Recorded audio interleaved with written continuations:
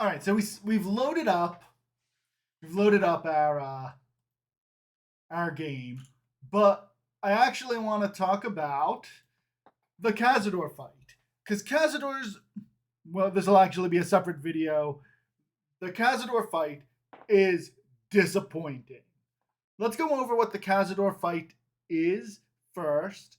So let's window this one. There we go. You can see this is the video that I have. It's currently still privated because I haven't timestamped it. So I will admit the lead into the fight is pretty good. The cutscene with Cazador and Astarion is really good. The fight itself, though, Cazador is supposed to be a powerful, legendary vampire. He's not. Look at it. Look at the fight setup.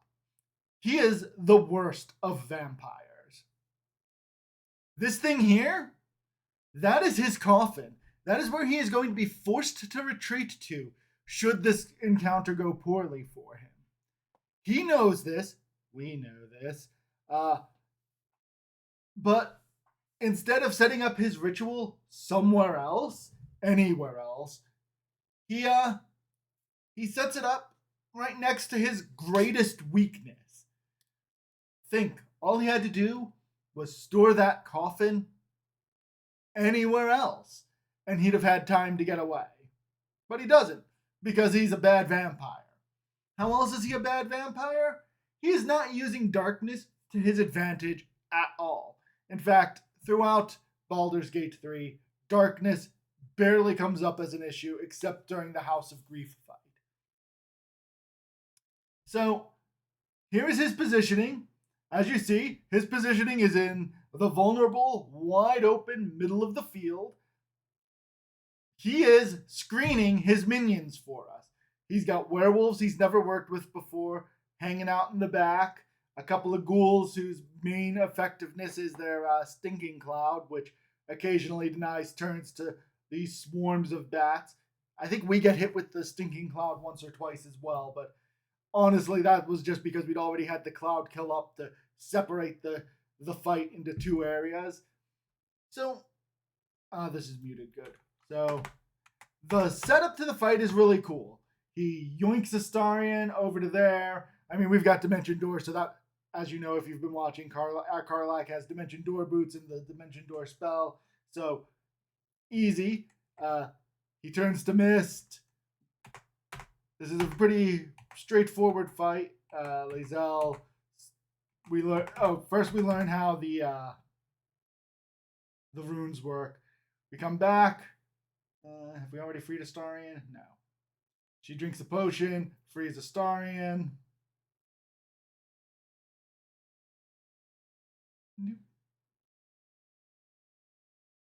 Right. So the setup to this fight is really cool. The actual fight itself is pretty lame. Here we use Cloud Kill to set up a kill zone, because remember, Arminsk is an Eldritch Knight. And then, once Cazador is defeated, instead of retreating, instead of appearing at off to the sides where we can't easily reach, he appears behind us, where he gets stuck beating on the Dryad in the Wood Road. This is the Cazador fight, where he is the worst vampire ever. This is the sort of vampire that when people say that they're not afraid of Strahd, this is the sort of vampire they fight. He decides to just go toe-to-toe with the heroes. He doesn't do a lot of magic tricks. He's just the worst vampire. Let's compare that. Window capture. Let me make sure I put this where I want to see it. Let's compare that to the vampire fight in Solasta. Now, this is a lesser vampire because it's much earlier in the game. She doesn't have a coffin. Where is it? I thought we had it here. Yeah. So first off, we already have a much smaller stakes fight. There's no one to save, but already the theme is way better. Her minions are also vampires.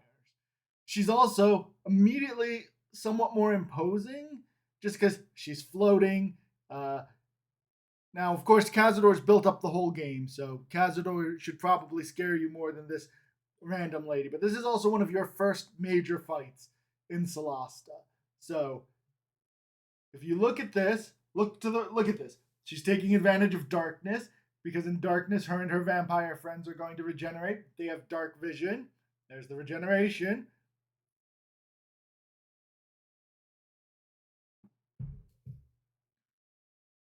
Cazador instead lights up his entire field to take away one of his biggest advantages as a vampire.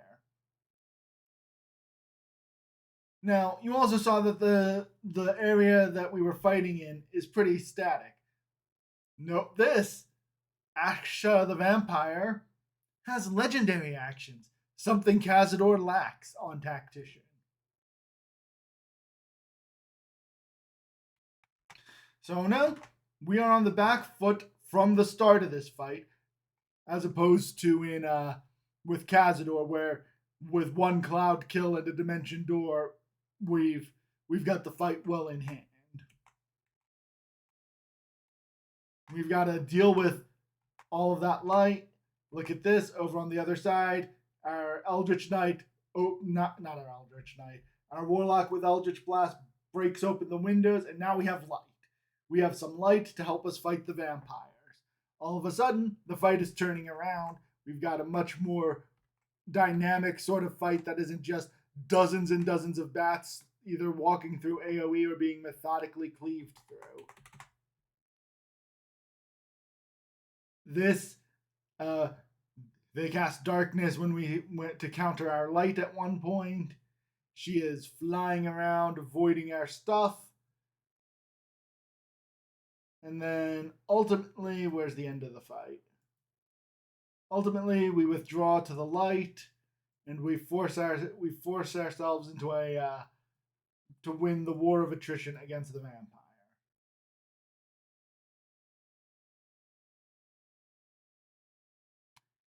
And this, despite Solasta here, despite Solasta being a much lower budget game, gives a much cooler vampire encounter. Cazador, better set piece with the ritual circle, more objectives with having to yank Astarion free, but the Solasta fight felt more like fighting a vampire. We're dealing with darkness, they're regenerating, they're draining our blood. It's not deal with the ad wave, nuke the boss, return to ads, nuke boss, protect the objective. There's a lot more going on in the Cazador fight, but it's any high-level CRPG boss fight. The Solasta fight feels like fighting a vampire. So again, Baldur's Gate 3 is a great game, but there are some huge missteps, and Cazador being the worst vampire has to be one of them. Alright, we're going to stop recording, then we're going to start uploading, and then we're going to come back and we're actually going to do Will's quest.